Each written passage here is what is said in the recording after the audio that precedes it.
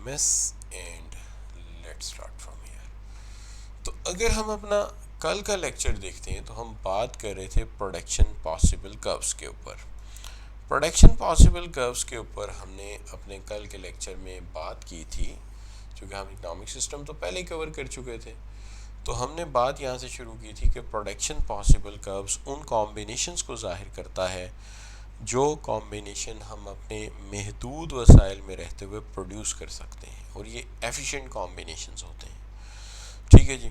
तो हमने कहा कि ये हद तय करता है, ये लिमिट तय करता है, ये हमें बाउंड्री बताता है कि इतनी प्रोडक्शन इकोनॉमी कर सकती है अपने वसाइल के अंदर रहते हुए। तो हमने कहा प्रोडक्शन पॉसिबल कर्व शोज करते हैं कॉम्बिनेशंस जो एफिशिएंट हैं, जो हम बना सकते हैं, जो हम प्रोड्यूस कर सकते हैं अपने महदूद वसाइल में। उसके लिए हमने एक स्केजुअल लिया था जिससे हमने डायग्राम बनाई थी। तो हमने ये कहा था कि आपके एक्स एक्सिस पे या तो एयरप्लेन ले लीजिए या मिजल्स ले लीजिए, और इस तरफ हमने कार्स ही रखी थी। तो हमने कहा था कि एक्स एक्सिस पे जो है हमारे मिजल्स हैं और वाई एक्सिस पे हमारी कार है। हमने कहा था कि इसके अंदर ए बी सी डी और ई जो हमने टेबल डाटा था उससे जो पीपीसी बनाया था, हमने कहा था इसके ऊपर ये कॉम्बिनेशन एफिशिएंट है।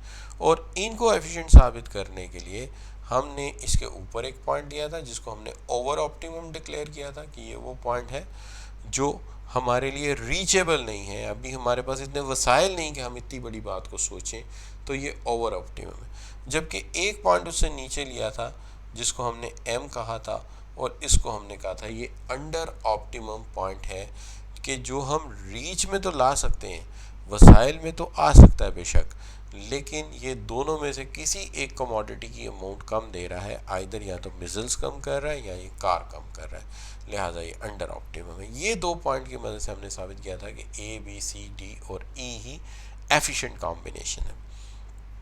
हतवी पॉइंट हमने जो एक्सप्लेन किया था, जिसका आज हमें बड़ा सपोर्ट मिलेगा, वो ये था कि जब हम ए से बी पे जाते हैं, बी से सी पे जाते हैं, सी से डी पे जाते हैं और डी से ई पे जाते हैं, तो क्या होता है हमारे वाई साइड के प्रोडक्ट के साथ और एक्स साइड के प्रोडक्ट के साथ। वाई साइड का प्रोडक्ट कम होना शुरू हो जाता है, जिसे हमने कार्स कहा था। ये 20 से 19 होती हैं, 19 से 16 होती हैं, 16 से 10 होती हैं और 10 से 0 होती हैं। और मिजल्स का जो हमने कहा था वो ये कहा था कि कार्स अगर कम हो रही हैं तो मिजल्स हमारे ज़्यादा हो रहे हैं, इंक्रीज़ हो रहे हैं। ये 0 से 1 हो जाते हैं, 1 से 2 हो जाते हैं और 2 से 3 और 3 से 4 हो जाते हैं, as per shown by the diagram, जो डायग्राम में हमने शो किया था। तो ये काम हमने कल किया था। उसके अलावा हमने कल के अपने जो है वो एक क्वेश्चन भी डिस्कस किया था, बल्कि दो क्वेश्चन डिस्कस किए थे, एक ऑटम 16 का और एक उसके बाद जो लेटेस्ट पेपर का क्वेश्चन था वो हमने ज़ेरे बहस लाए थे। अब यहाँ तक अगर आपके पास कोई प्रॉब्लम है, कोई मसला है या कोई चीज़ ऐसी है जो आपने कल लेक्चर नहीं पढ़ा या कोई मिसिंग है, तो इसके वीडियो लिंक मैंने आपको सेंड कर दिया था, आप वहाँ से देख सकते हैं। आज के टॉपिक को हम स्टार्ट कर रहे हैं from the properties of production possible curves, और उसके साथ साथ MRPT यानी marginal rate of product transformation और shift of production possible curve. ये तीन टॉपिक्स हैं आज के छोटे छोटे जिनको हमने कवर करना है, इसी के सब टॉपिक्स हैं। तो सबसे पहले चलते हैं हम इसकी प्रॉपर्टीज़ की तरफ। प्रॉपर्टीज़ की तरफ जब हम जाते हैं तो सबसे पहली प्रॉपर्टी तो ये है कि ये डाउनवर्ड स्लोपिंग क्यों है, Y it is downward sloping. देखिए, डाउनवर्ड स्लोपिंग का जहाँ तक ताल्लुक है, इसमें बड़ी सिंपल सी बात अगर आप देखें तो आपने रिसेंटली जो है वो लॉ ऑफ डिमांड को पढ़ा है, is gone as the first topic in the start of the course. उसके अंदर हमने क्या पढ़ा, आप देखिए वो टॉपिक्स में हमें कितनी हेल्प कर रहे हैं यहाँ पे। अच्छा देखिए, वहाँ पे आपने ये पढ़ा था कि इस तरफ प्राइस थी, इस तरफ क्वांटिटी थी, याद होगा आपको। आपने ये पढ़ा था कि अगर प्राइस कम होगी तो क्वांटिटी ज़्यादा हो जाएगी जब भी कभी नेगेटिवली स्लोप्ड कर्व होगा। तो यहाँ पे भी अगर देखा जाए तो जो आपका पीपीसी है वो एक्चुअली डाउनवर्ड स्लोपिंग ही है, although it's concave to concave है, लेकिन येट डेट है तो नेगेटिवली स्लोप। लिहाजा जब भी आप चाहते हो कि आपके पास मज़ाइल ज़्यादा प्रोड्यूस हो जाएं, मिजल्स ज़्यादा प्रोड्यूस हों, तो आपको कार्स की मिकदार जो है वो कम करना पड़ती है। यानी if you wants to increase the product which is given on the x axis you must reduce the product that is given on the y axis। तो जो x axis पे प्रोडक्ट है अगर तुम्हें वो बढ़ाना है तो जो y axis पे प्रोडक्ट है उसकी मिकदार तुम्हें कम करनी पड़ेगी, और इसी चीज़ को हम कहते हैं ये नेगेटिवली स्लोप है। और मैं इसको कैसे एक्सप्लेन कर रहा हूँ, वर्ड्स में ये यूज़ कर रहा हूँ, to increase the production of one commodity must decrease the production of the other, means switching of resources के अगर तुम्हें x को बढ़ाना है तो y को कम करना पड़ेगा और इधर के रिसोर्सेज उधर स्विच करने पड़ेंगे तुम्हें। This is what I am asking the downward sloping. कि डाउनवर्ड स्लोपिंग की क्या वजह है, डाउनवर्ड स्लोपिंग की वजह मैंने क्या बताई कि अगर तुम्हें x की मिकदार बढ़ानी तो y की मिकदार कम करनी पड़ेगी। अगर तुम्हें मिजल्स ज़्यादा चाहिए हैं, if you wants to increase the missiles you must decrease the car, तो तुम्हें लाजमन कार को कम करना पड़ेगा। This is what the reason why it is negatively slope. तो दुनिया में कोई भी कर्व अगर नेगेटिव स्लोप होगा तो वो हमेशा दोनों चीज़ों के दरमियान इनवर्स रिलेशनशिप को डिस्कस करेगा, अपोजिट रिलेशनशिप को डिस्कस करेगा कि मिजल्स बढ़ाने तो कार कम करनी पड़ेगी, कार बढ़ानी तो मिजल्स कम करने पड़ेंगे। तो इन दोनों में इनवर्स रिलेशनशिप है, इसलिए ये डाउनवर्ड स्लोपिंग है। तो सबसे पहले तो डाउनवर्ड स्लोपिंग की बात को अगर आपको समझ आई है तो जी लिखकर एंटर कर दीजिए कि सर हमें समझ आई है ये बात कि डाउनवर्ड स्लोपिंग इसलिए कि अगर मसाइल ज़्यादा चाहिए तो कार कम करनी पड़ेंगी, इनका अपोजिट रिलेशनशिप होगा, अगर मसाइल बढ़ाने हैं कार कम करनी पड़ेगी। क्लियर जी? कोई सवाल तो नहीं इसके ऊपर, कोई बहाम तो नहीं? बिल्कुल क्लियर हो गई बात कि अगर मिजल ज़्यादा चाहिए तो कार कम करनी ही पड़ेगी। अब दूसरा जो मामला है, दूसरी प्रॉपर्टी जो है वो है कॉनकेव टू ओरिजिन, कि ये कॉनकेव टू ओरिजिन क्यों है। देखिए सबसे पहली बात जो हमें ज़ेरे बहस रखनी पड़ेगी वो ये है कि अगर हम उसी डायग्राम को ज़ेरे बहस लाएं जो हमने कल डिस्कस किया था, तो उस डायग्राम में सिचुएशन कुछ इस तरह की थी कि पहला कॉम्बिनेशन जो था ना आपका वो था 20 एंड 0, जिसको मैंने A कह दिया था। इस तरफ कार थी और इस तरफ मिजल्स थे, ठीक है जी। अच्छा, दूसरा कॉम्बिनेशन आपका जो मुझे याद पड़ता है वो 19 एंड 1 था। तो ये मैं 19 एंड 1 अपनी तरफ से दोबारा बना रहा हूँ बगैर स्केजुअल के। तो 19 एंड 1। उसके बाद अगला जो था ना आपका वो 16 एंड 2 था, 16 एंड 2। तो मैं 16 एंड 2 बना देता हूँ, ये 16 और 2, ये सी कॉम्बिनेशन था आपका 2।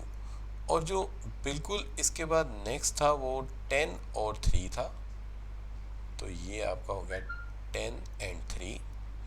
और ये डी कॉम्बिनेशन था। और जो लास्ट कॉम्बिनेशन था बिल्कुल एक्स एक्सिस पे पड़ा था, उसको ई कहते हैं, जो कि आपका था 4 एंड 0 का, यानी y का प्रोडक्ट आउटपुट 0 और x की 4, मिजल्स की 4। जब हमने इनको मिलाया तो हमारा बन गया था प्रोडक्शन पॉसिबल कर्व।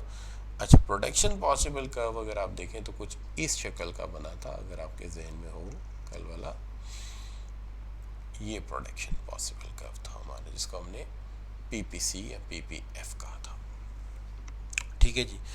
अगर आप देखें तो यहाँ पर मुझे जो चीज़ नज़र आती है कि अगर मैं कहूँ कि मैं एक चीज़ को खो कर दूसरी को हासिल कर रहा हूँ, लेट्स सपोज मैं कहता हूँ कि आई am losing something and gaining something, तो अगर आप इस चीज़ को पेश नज़र रखें कि what this foregone and what is being gain, तो आप ये देखेंगे कि लेट्स से मैं कहता हूँ कि मेरा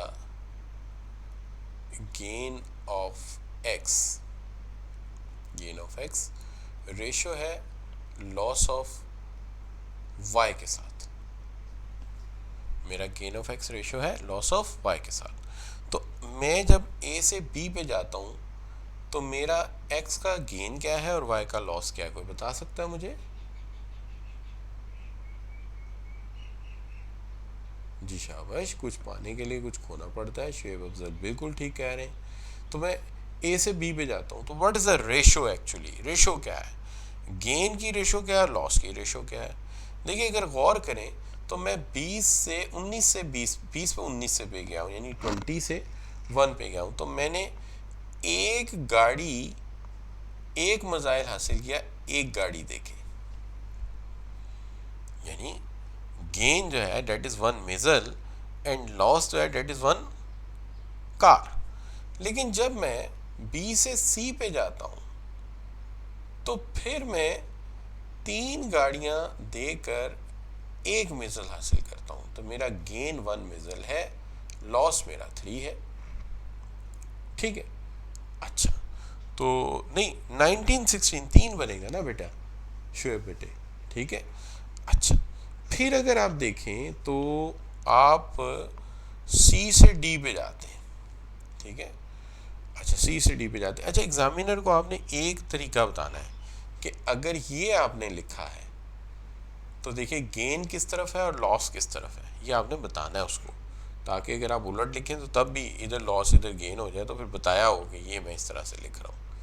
ठीक है, तो गेन किस तरफ लिखना है, गेन मैं इस तरफ लिख रहा हूँ, लॉस उस तरफ लिख रहा हूँ, फिर एक ही तरीके से लिखें। ऐसा नहीं कि एक पॉइंट पे गेन इधर लॉस उधर, दूसरे पे लॉस इधर गेन उधर, नहीं। सो फॉलो वन ट्रिक, एक ट्रिक फॉलो करेंगे। अच्छा अब देखिए अगले पे क्या हुआ शाबाश, 6 1, तो मैंने एक गेन किया 6 लूज करके। फिर मैं डी से ई पे जाता हूं तो मैंने 10 लूज किए एक गेन किया, तो दिस इज 1:10। ठीक होगी बात बच्चों, ठीक है जी। तो आप हर अगली दफा जो अपॉर्चुनिटी कॉस्ट है वो ज्यादा बेयर कर रहे हैं, अपॉर्चुनिटी कॉस्ट ज्यादा बेयर कर रहे हैं। अपॉर्चुनिटी कॉस्ट होता है ना जो खोकर आप गिरे, कॉस्ट ऑफ लूजिंग समथिंग, यानी लूजिंग अल्टरनेटिव टू गेन 1। तो जो आप लूज कर रहे हो, तो आप लूज कर रहे हो पहले एक के साथ, फिर 3 लूज करके एक, फिर 6 लूज करके एक, और फिर 10 लूज करके एक। तो इसका मतलब ये हो गया कि आप हर अगली दफ़ा अपॉर्चुनिटी कॉस्ट ज़्यादा बेयर कर रहे हो। इस प्रॉपर्टी का ताल्लुक इस चीज़ के साथ है कि ये अपॉर्चुनिटी कॉस्ट बढ़ क्यों रही है। इस प्रॉपर्टी का ताल्लुक इस चीज़ के साथ है कि अपॉर्चुनिटी कॉस्ट बढ़ क्यों रही है। तो ये जो है इसका ताल्लुक क्यों है इसके साथ, वो ये है कि some of the resources are better in the production of x, some resources are better in the production of X and other is the better in the production of Y। Mohammad Tayyab आपका माइक खुला बेटे, इसलिए आपका बार बार मेरी जगह आप replace हो रहे हैं एज अ प्रेजेंटर, प्लीज। अच्छा ठीक है, तो मैं क्या बात कर रहा था बच्चों, मैं ये कह रहा था कि व्हाट आई एम आस्किंग कि हर अगली दफ़ा आपकी अपॉर्चुनिटी कॉस्ट बढ़ रही है। पहले 1 से 1 रिप्लेस किया, फिर 3 से 1, फिर 6 से 1, फिर 10 से 1। तो ये क्यों बढ़ रही है, ये इसलिए बढ़ रही है, द रीज़न इज दिस कि some of the resources are better in the production of x commodity and some are better in the production of Y commodity. तो कुछ प्रोडक्ट वाई की प्रोडक्शन में अच्छे हैं और कुछ एक्स में अच्छे हैं। तो जब हम ज़बरदस्ती वाई के यूनिट्स को कहेंगे कि जाओ, वाई के रिसोर्सेज को कहेंगे जाओ एक्स प्रोड्यूस करो, तो उन्हें तो वो काम नहीं आता होगा। और जब वो उस काम में इक्वली एफिशिएंट नहीं होंगे तो हमें बहुत सारे रिसोर्सेज और ट्रांसफ़र करने पर ज़्यादा आउटपुट नहीं मिल सकेगी।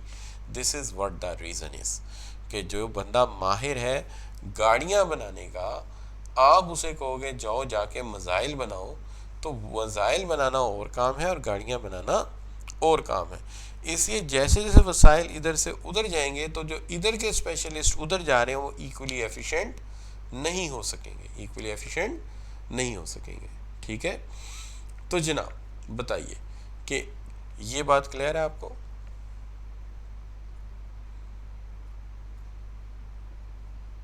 जी शाबाश। तो इट इज़ क्लियर दैट के जो बंदा माहिर था जनाब गाड़ियाँ बनाने का, जो कि प्रोडक्ट था आपका वाई, आपने उसे कहा नहीं तुम ये नहीं बनाओगे तुम वो बनाओगे, तो उसे तो काम सीखने में टाइम लगेगा।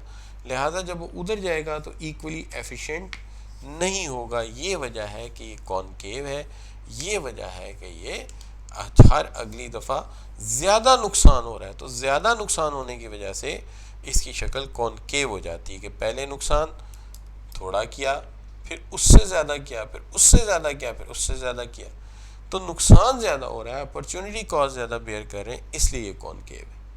क्लियर जी? जी शहबाज, क्लियर है बेटा?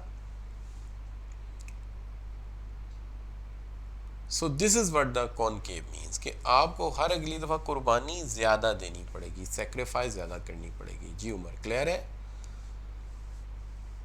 Yes Umar, is it clear कि हर अगली दफ़ा कुर्बानी आपको ज़्यादा देनी पड़ेगी, तो पहले थोड़ा सेक्रीफाई, फिर उससे ज़्यादा, फिर उससे ज़्यादा, फिर उससे ज़्यादा, तो your opportunity cost is increasing. तो आप लिख सकते हैं concave to origin because opportunity cost is increasing.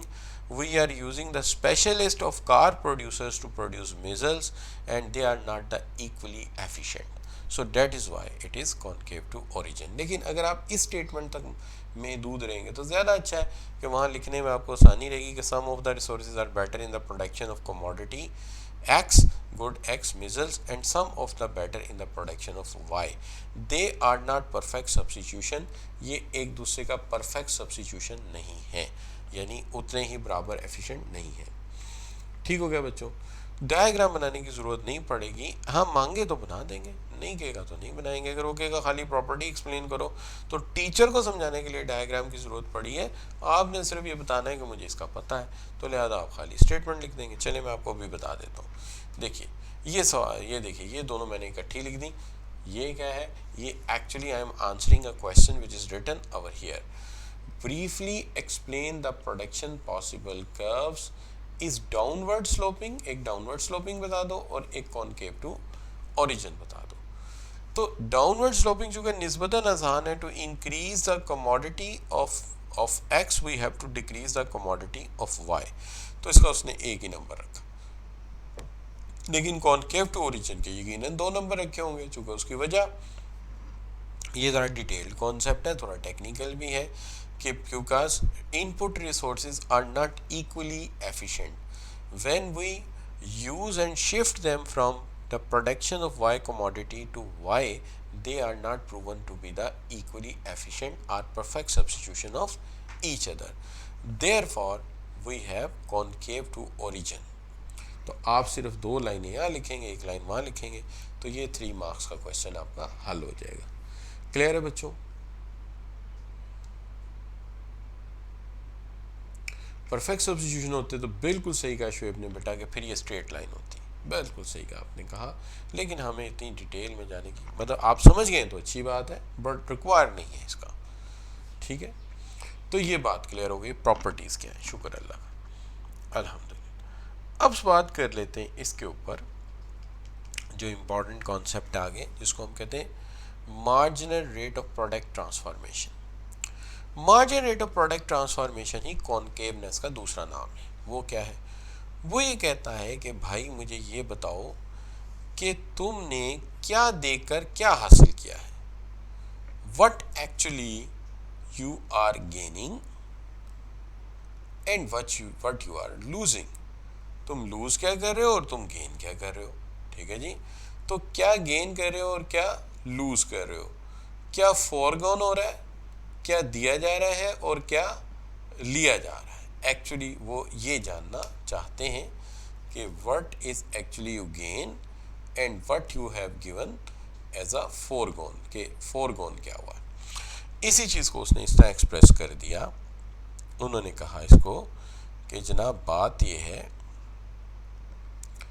The amount of one good which is foregone, foregone का मतलब है हमने दे दिया, the amount which is foregone to gain 1 unit of alternative commodity, alternative commodity का कुछ गेन करने के लिए हमने फॉरगोन क्या कर दिया है, हमने क्या अदा कर दिया है। ठीक है, तो अगर आप उसी डायग्राम पे वापस जाओ तो देखो कि हमने क्या किया, शाबाश, मुझे ए से बी पे गया तो मैंने एक गेन किया, एक लूज किया। ठीक है, गेन इस साइड लिखा है मैंने, लूज उस साइड लिखा है, ये मैंने एक्सप्लेन भी किया हुआ है यहाँ पे। ठीक है, अच्छा, मैं बी से सी पे गया, एक गेन किया, 3 लूज किया।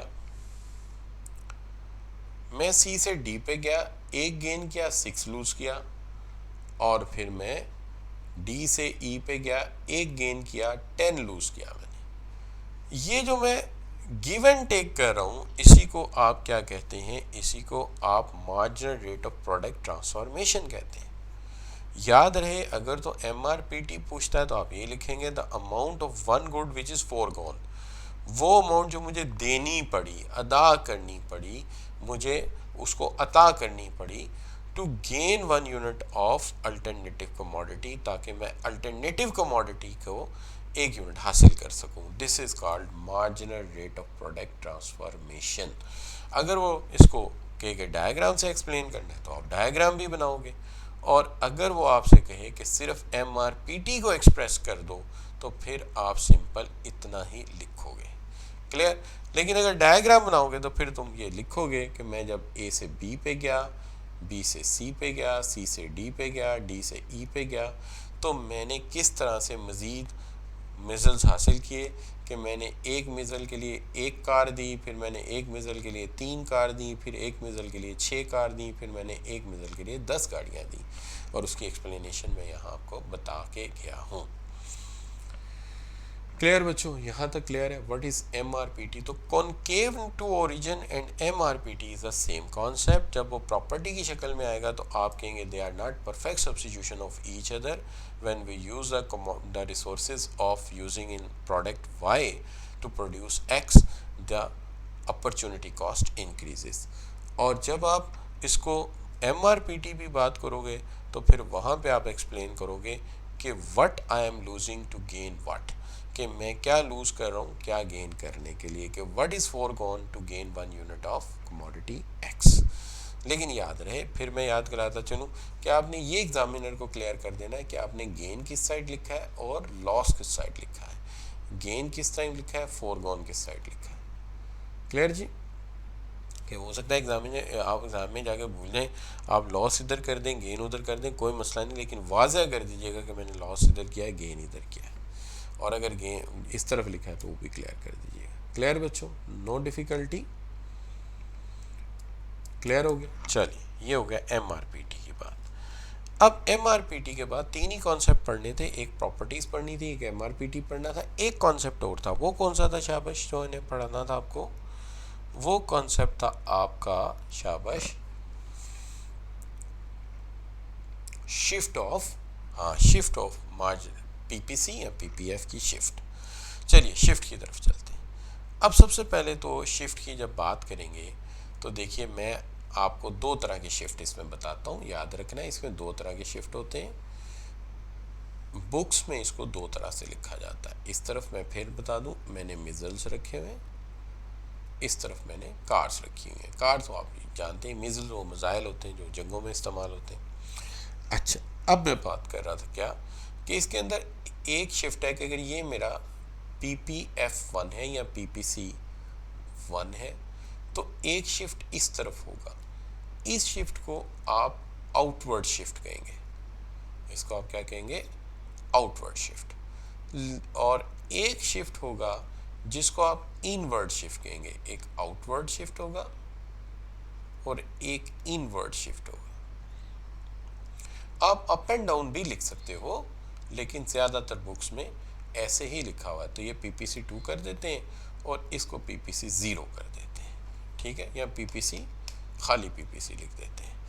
तो एक इनवर्ड शिफ्ट है और एक आउटवर्ड शिफ्ट है, 2 तरह की शिफ्ट है। तो पहले ये तो बताओ ना शिफ्ट किस तरह से होता है इसका, ठीक है ना। डिमांड कर्व में भी हमने ऐसे ही किया था कि शिफ्ट करके देखा था कि शिफ्ट किस किस तरह का होता है। तो एक आउटवर्ड होता है और एक इनवर्ड होता है। आप इसको अप एंड डाउन भी लिख दोगे तो कोई मसला नहीं है, लेकिन बुक्स में ऐसे लिखा हुआ है कि एक आउटवर्ड है एक इनवर्ड है। अब आपसे पूछते हैं कि रिसोर्सेज बढ़ने पे कौन सा होगा और रिसोर्सेज कम होने पे कौन सा होगा। तो 1 बाय 1 पूछते हैं कि अगर रिसोर्सेज बढ़ गए तो किस तरफ जाएंगे। शाबाश, if there is increase in your resources, शाबाश शाबाश। तो तमाम बच्चे इस पर एग्री करते हैं कि रिसोर्सेज बढ़ने पर आउटवर्ड होगा। तो आउटवर्ड होगा तो याद कीजिए वो जो एन था जो हमें कल नहीं मिल रहा था, हो सकता है कि रिसोर्सेज बढ़े और हमारा पीपीसी वहाँ तक पहुँच जाए और वो जो पहले कल ओवर ऑप्टिमम था वो आज ऑप्टिमम हो जाए, हमारे वसाइल वहाँ तक पहुँच जाए और हम उसे हासिल कर लें। ठीक है, और अल्लाह ना करे वसाइल कम हो जाए तो वो जो एम नीचे वाला था वही बेचारा एफिशिएंट हो जाए कि अब वसाइल कम हो गया था, वो नीचे वाला एफिशिएंट हो गया। तो ये जो है ये इनवर्ड और आउटवर्ड होता है, और इनवर्ड कब होगा, जब रिसोर्सेज में कमी आएगी। ठीक है जी।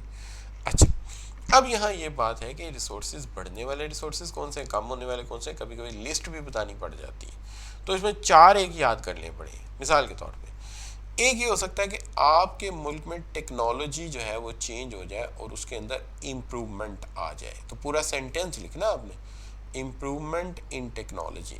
अच्छा, टेक्नोलॉजी में इम्प्रूवमेंट हो गई तो किस तरफ जाएंगे, इनवर्ड जाएंगे आउटवर्ड जाएंगे? शाबाश जी शाबाश। अगर टेक्नोलॉजी में इम्प्रूवमेंट आ गया तो हम आउटवर्ड जाएंगे। टेक्नोलॉजी वापस नहीं जाती, इसलिए हम टेक्नोलॉजी को कभी ये नहीं कह सकते कि वो रिवर्ट हो गई। टेक्नोलॉजी ने आगे ही जाना होता है, एक दफ़ा शुरू हो जैसे ही। अच्छा, दूसरी तरफ ये है कि नेचुरल रिसोर्सेज जो हैं आपके वो दरियाफ्त हो जाए। फ़र्ज़ कीजिए आपके मुल्क में एकदम से कोल दरियाफ्त हो गया, आपके मुल्क में स्टील दरियाफ्त हो गया, आपके मुल्क में अचानक गैस दरियाफ्त हो गई, आपके मुल्क में अचानक गैस जो है वो निकल आई है और वहाँ पे पेट्रोल निकल आया है, या आप ये कह लीजिए कि फ्यूल दरियाफ्त हो गए, तो क्या होगा? शाबाश बच्चों जी शाबाश। हमजा भट्ट बेटे आप माइक बार बार चेंज कर रहे हैं बेटा, नॉइस कर रहे हैं, डिस्टर्ब ना करें भाई हमजा।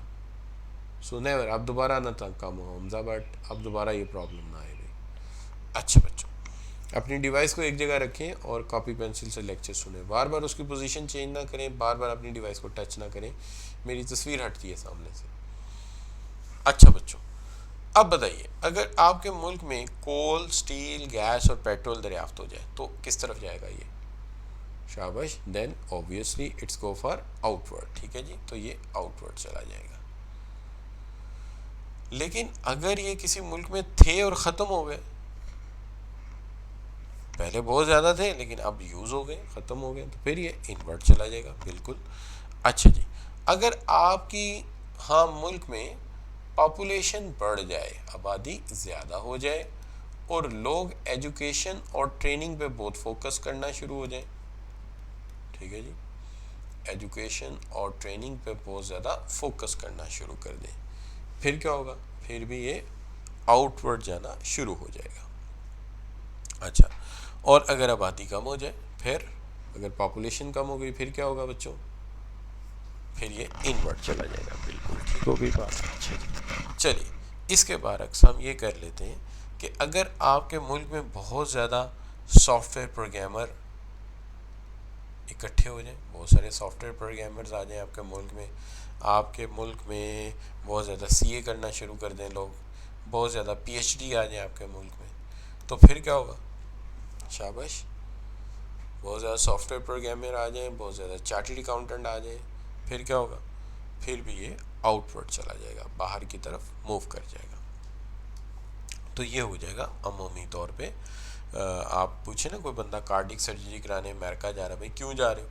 वो कहेगा यार उधर डॉक्टर अच्छे हैं। भाई एमआरआई मशीनें तो यही वाली हैं सर, वो जो है चुमटी और वो जो सुई धागा वो तो यही वाला है जो इधर मिलता है ना, बल्कि इधर से बन के उधर जाता है। लेकिन डॉक्टर वहाँ पे अच्छे हैं। पीएचडी करने उधर क्यों जाते हैं? क्योंकि वहाँ की यूनिवर्सिटीज़ की बिल्डिंग अच्छी है, वहाँ पे कंप्यूटर अच्छे हैं। कंप्यूटर तो यही वाले एचपी का कंप्यूटर मेरे सामने पड़ा यही वाला है, ठीक है। तो वहाँ क्या ज़्यादा अच्छा? शाबाश, वहाँ पे प्रोफेसर ज़्यादा अच्छे हैं। तो ये भी एक मसला है कि ह्यूमन कैपिटल अच्छा होगा तो आप क्या करोगे? शाबाश, आउटवर्ड मूव कर जाएंगे।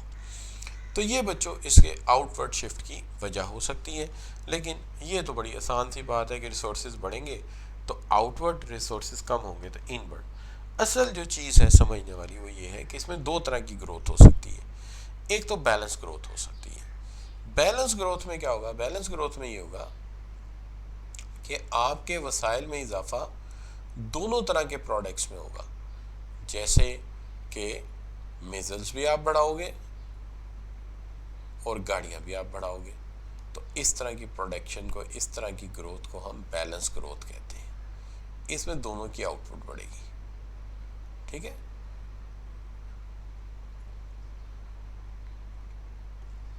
लेकिन बाज़ मुल्कों में मजबूरियाँ ऐसी होती हैं कि वहाँ बैलेंस ग्रोथ मुमकिन नहीं होती, जैसे पाकिस्तान है। पाकिस्तान में अगर आप मिज़ल्स की साइड पे देखेंगे तो मिज़ल्स तो हम एक से एक बढ़ के बना रहे हैं जी।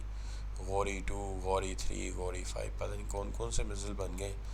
अच्छा, तो एक साइड पे हमारी प्रोडक्शन जो है वो मिज़ल्स वाली साइड पे ज़्यादा है और गाड़ी वाली साइड पे कम है। तो इस तरह की ग्रोथ को क्या कहेंगे आप? शाबाश, that is called unbalance growth. तो अनबैलेंस ग्रोथ भी हो सकती है और बैलेंस ग्रोथ भी हो सकती है।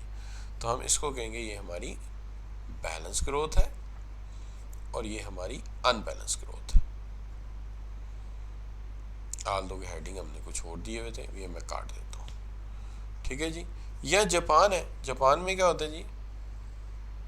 जापान ज़्यादा मिसाइल्स वगैरह पे तवज्जो नहीं देता। जापान ज़्यादा गाड़ियों पे तवज्जो देता है। आपके पास अगर 3 गाड़ी हैं तो आपकी तीनों जैपनीज़ ही होंगी मेरे ख्याल में, 2 हैं तो दोनों जैपनीज़ ही होंगी। तो आप देखिए कि जापान ज़्यादा गाड़ियों पे फोकस करता है, ठीक है। तो कोई मुल्क ऐसा है जो कार की तरफ अच्छा है और कोई मुल्क ऐसा है जो मिसाइल की तरफ अच्छा है, और कोई मुल्क ऐसा है जैसे अमेरिका, वो दोनों में ही अच्छा है, कारियाँ भी बनाता है, मिसाइल्स भी बनाता है। क्या ख्याल है बच्चों, है कि नहीं? तो ये क्लियर तो नहीं है, ये डिफ़िकल्ट तो नहीं है आपके लिए जो बैलेंस और अनबैलेंस ग्रोथ है, कि एक ऐसी ग्रोथ हो सकती है कि दोनों प्रोडक्ट्स अच्छे बन रहे हो, और एक ऐसी हो सकती है कि एक प्रोडक्ट अच्छा बन रहा हो एक ना बन रहा हो। क्या ख्याल है? इज़ इट सो और नॉट?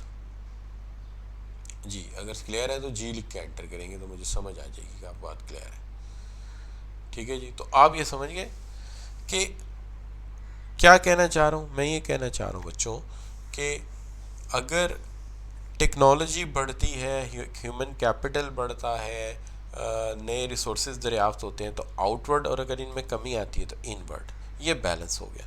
लेकिन ऐसा भी हो सकता है कि अनबैलेंस ग्रोथ हो जाए। तो अनबैलेंस ग्रोथ का मतलब ये होगा कि एक तरफ से प्रोडक्शन पॉसिबल कर्व आगे जाना शुरू कर दे और एक तरफ से वहीं रुका रहे, और बैलेंस ग्रोथ ही होगी कि दोनों तरफ से आगे जाए, ठीक है जी। तो ये बच्चों हो गया हमारा, तीनों टॉपिक कवर हो गए। लेकिन अभी भी बहुत सारी बातें आज के लेक्चर में बाकी हैं, चूँकि ये बड़ा इंपॉर्टेंट टॉपिक है। आप अक्सर कहते हैं ना कि हर टॉपिक का सर के पास सवाल होता है पास पेपर का, तो फिर सारे ही अहम हैं। तो मैंने कहा था नहीं, ये बहुत ज़्यादा अहम है। तो इसकी अहमियत का अंदाज़ा हम यहाँ से लगाते हैं कि इसके MCQs चूज़ करने के बावजूद इतने ज़्यादा मुझे निकालने पड़े, और सवाल में सिलेक्शन के बावजूद मुझे बहुत सारे सवालात छोड़ने के बावजूद बहुत सारे सवालात पढ़ाने पड़े। अच्छा चलिए, अब अगर आपने कहते हैं जी मुझे समझ आई है, तो चलिए ये बताइए कि which of the following concept is not illustrated by production possible curve. कौन सा ऐसा कॉन्सेप्ट है जो प्रोडक्शन पॉसिबल कर्व में वजाहत नहीं देता इसमें से?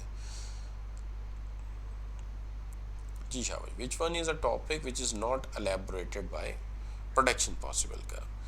बिल्कुल सही बच्चों ने कहा कि इक्विटी का कोई कॉन्सेप्ट नहीं है।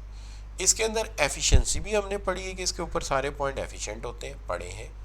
अपॉर्चुनिटी कॉस्ट तो है ही है कि क्या दे के क्या हासिल करें, और अपॉर्चुनिटी कॉस्ट का ही दूसरा नाम ट्रेड ऑफ है कि क्या दे के क्या हासिल किया जा रहा है। तो ये एक ही बात है, लेकिन बराबरी कहीं नहीं नज़र आती। कभी एक दे के एक मिलता है, तो कभी 3 दे के एक मिलता है, तो कभी 6 दे के एक मिलता है। इक्विटी का कोई कॉन्सेप्ट नहीं है यहाँ पर। ये सवाल जो है स्प्रिंग 17 का है। MCQs तो आते ही रहते हैं, लेकिन इसके थ्योरेटिकल क्वेश्चन भी आते हैं। ये सवाल इससे पहले ऑटम 11 में भी आया था, और क्वेश्चन बैंक में भी मौजूद है एग्जैक्टली वही क्वेश्चन। तो इसमें रिपीट भी होते हैं सवाल, ये भी जहन में होना चाहिए कि अगर हम पिछली कोई 12-15 अटैम्प्ट्स के MCQs हल कर लें तो कोई MCQ ऐसा नहीं होना पेपर में जो आपके लिए नया हो, और अगर हो भी तो कोई एक आध होगा या 2 हो जाएंगे ज़्यादा ज़्यादा। आपके कम से कम 13 MCQs तो रिपीटेड होने की वजह से सही हो जाएंगे अगर आप पिछली 10 से 15 अटैम्प्ट के MCQs हल कर लें। अच्छा बच्चों, अब आ जाते हैं हम स्प्रिंग 16 के ऊपर। स्प्रिंग 16 का ये सवाल है, the production possible frontier concave to origin because. ये कॉनकेव टू ओरिजिन क्यों है? शाबाश,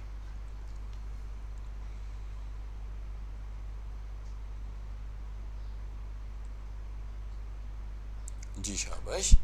तो बच्चे सब कह रहे हैं कि सर इसकी रीज़न जो है वो है क्या? शाबाश, अभी मैं भी चेक कर लेता हूँ ना कि some of the resources are better at production of one good and some are resources are better at production of the other, कि कुछ जो है वो x की प्रोडक्शन में अच्छे और कुछ y की।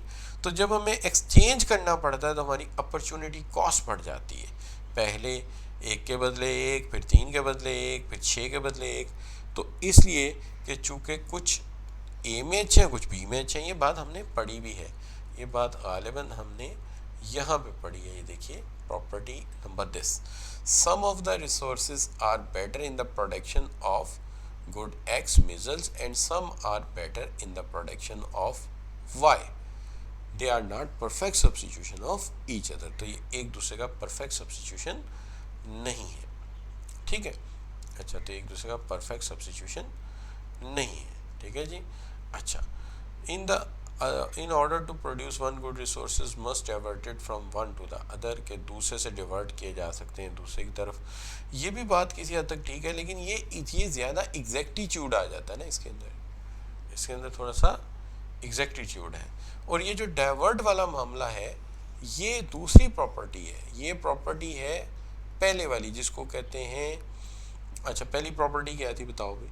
तो ये पहली प्रॉपर्टी है कि जब तुम्हें मिजल्स को बढ़ाना है तो कार्स कम करनी पड़ेंगी, तो इधर के वसाइल उधर ले जाने पड़ेंगे, ये है डाउनवर्ड स्लोपिंग। तो ये डाउनवर्ड स्लोपिंग की एक्सप्लेनेशन है, ठीक है। और ये जो दूसरी वाली है ये है कॉनकेव की, ठीक है, कि इधर के वसाइल उधर जाते हैं, यानी इधर से वसाइल उधर जाने पड़ेंगे, ये कम होगा तो ये ज़्यादा होगा, ये डाउनवर्ड स्लोपिंग की प्रॉपर्टी है आपकी। जी बच्चों, अब आ गया आपका 15 question, the production possible curve would move inward. ये इनवर्ड कब मूव होगा, बड़े ध्यान से देखना है, ऐसा ना हो कोई टर्म मुश्किल हो और आप उसको गौर ही ना करें। इनवर्ड कब मूव होगा जी, है उम्र क्या हो गया यार, इनवर्ड मूव हो रहा है, इसका मतलब रिसोर्सेज कम हो रहे हैं, ठीक है। तो यहाँ तो कंज्यूमर आ रहा है, ये तो इसमें होना ही नहीं चाहिए, हम तो प्रोडक्शन की बात कर रहे हैं, तो एक तो पहले ही गलत है उसका। And there is increase in employment skills of the labour, labour की स्किल्स बढ़ने से इनवर्ड जाता है क्या आउटवर्ड जाता है, क्यों भाई उमर जल्दी से बता। स्किल्स लेबर की बढ़ेंगी इनवर्ड जाएगा आउटवर्ड जाएगा, स्किल्स बढ़ेंगी तो फिर तो आउटवर्ड जाएगा। तो हमें क्या ढूंढना है, हमें तो इनवर्ड ढूंढना है। तो इनवर्ड तब होएगा डिप्लेशन का मतलब होता है कमी, कि जब कमी आएगी ऑफ नेचुरल रिसोर्सेज में, ठीक है। अच्छा, तो ये बात थी, डन हो गया जी। चलिए क्वेश्चन एक और आ गया आपके सामने, if production possible curve move outward to right, अगर ये आउटवर्ड टू राइट जाते हैं इट मीन्स, इसका मतलब क्या होगा, शाबाश, आउटवर्ड जाते हैं इसका मतलब क्या होगा जी, शाबाश, बिल्कुल सही, कि इकोनॉमी कैपेबल है ज़्यादा गुड्स और सर्विसेज बनाने के लिए, उसकी कैपेसिटी बढ़ गई है, ठीक है। नॉट वाला मामला नहीं हो सकता, ठीक है जी, नॉट वाला मामला नहीं हो सकता, ठीक है। डिक्लाइन वाला मामला भी नहीं हो सकता, जब बाहर की तरफ मूव किया तो फिर तो बढ़ी है कैपेसिटी, ठीक है जी। अच्छा, curvature of production possible curve is due to, curvature क्यों है प्रोडक्शन पॉसिबल कर्व, यानी इसकी शक्ल जो है वो यूं वाली क्यों है, ऐसे क्यों है, इसकी वजह क्या है जी, इसकी वजह है अपॉर्चुनिटी कॉस्ट, कि क्या देके क्या लेते हैं, 1 से 1, 3 से 1, 6 से 1, 10 से 1, तो ये अपॉर्चुनिटी कॉस्ट ही तो है, ठीक है जी। तो डेट इज वाई। चलिए अच्छा जी, ये सवाल देखिए, अब ये सवाल रिपीटेड है जो मैंने आपको कराया अभी। What do you understand by the term production possible curve, production possible curve को डिस्क्राइब कर लोगे, 1 नंबर डिस्क्राइब करने का, ठीक है जी। डाउनवर्ड स्लोपिंग का मैंने पहले भी कहा था, ये आसान प्रॉपर्टी, इसका 1 नंबर होगा। और कॉनकेव टू ओरिजिन चूँकि उसमें अपॉर्चुनिटी कॉस्ट इन्वॉल्व है, टेक्निकल है, इसके 2 नंबर होंगे, ठीक है जी। तो ये आ गया जी 4 मार्क्स आपके। तो आप लिखेंगे production possible curve shows the efficient combinations of the 2 commodities which can be produced in the limited resources, 1 number मिल गया। Production possible curve is downward sloping because we have to switch over the resources from one to the other product. In the other words, to increase x, we have to decrease y. Concave to origin because when we switch over our resources from production of y to x, they are not equal substitution of each other.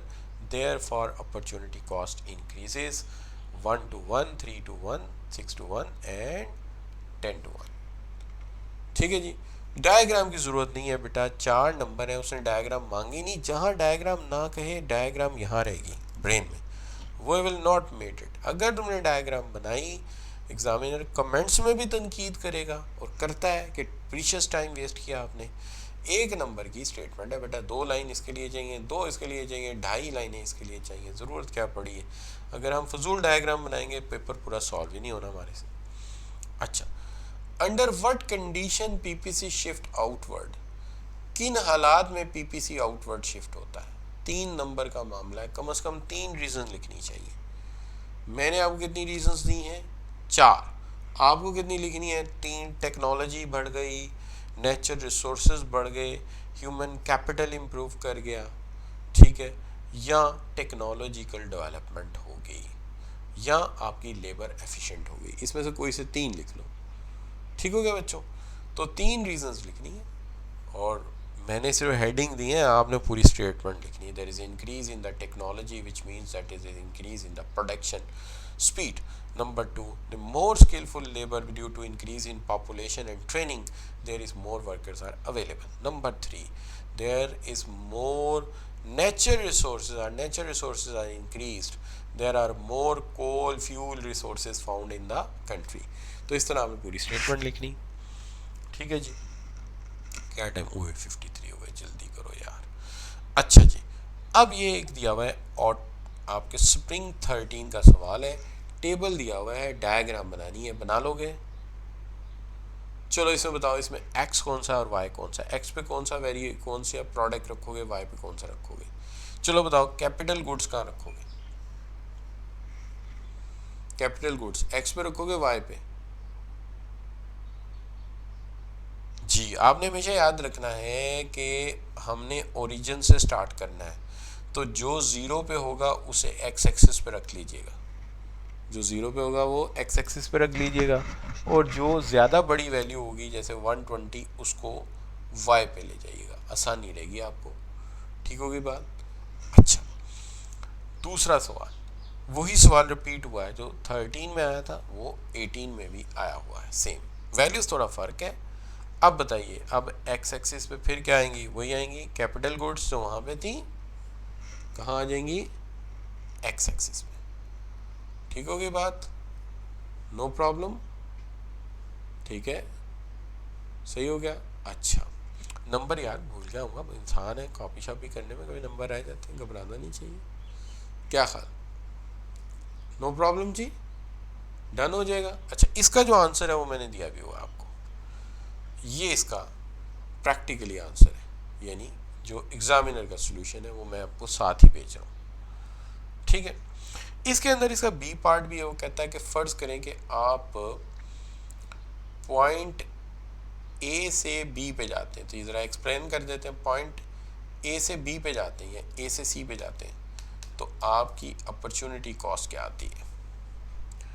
तो मेरे ख्याल में हम अगर ए से सी पे जाते हैं तो आप वैल्यूज़ जब देखोगे आपको अंदाज़ा हो जाएगा कि इस तरफ से 40 यूनिट हम गेन करते हैं और इस तरफ से 50 यूनिट्स हम लूज़ करते हैं,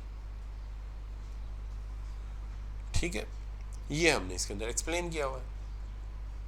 तो ये बच्चों, यहाँ पे आके हम आपसे पूछना चाहेंगे कि आज के लेक्चर के हवाले से आपकी अंडरस्टैंडिंग जो है, अगर उसको मैं 1 से लेके 100% तक रखना चाहूँ तो आप कहाँ स्टैंड करेंगे? जी शाबाश, 100 बिल्कुल ठीक है। उमर ने तो बहुत ज़्यादा कर दिया, ये तो गिना भी नहीं जाना मेरे से, तो मिलियन हो गया। लो बच्चों, तो यहाँ पे मैंने कोशिश ये की है कि कॉन्सेप्ट भी क्लियर हो जाएं, एमसीक्यूज़ भी हल हो जाएं, उसके साथ साथ पास पेपर भी हल हो जाएं। तो बहुत सारी चीज़ें मेरे जहन में थी कि सवाल भी मुख्तलिफ़ तरह के थे। मिसाल के तौर पर डायग्राम के बेस पे भी थे, प्रॉपर्टीज़ भी थी, MRPT के हवाले से भी थे, फिर डायग्राम बनाकर उसको एक्सप्लेन करने के हवाले से भी थे, और एक आध सवाल कल कराया था डायग्राम बनी हुई थी उसको एक्सप्लेन करना था। तो इस तरह के भी सवाल थे। तो मेरे जहन में बहुत सारी चीज़ें हैं जिनको मैंने एक जगह इकट्ठा किया है, तो आई होप कि मैं इसको सही कर पाया हूँ।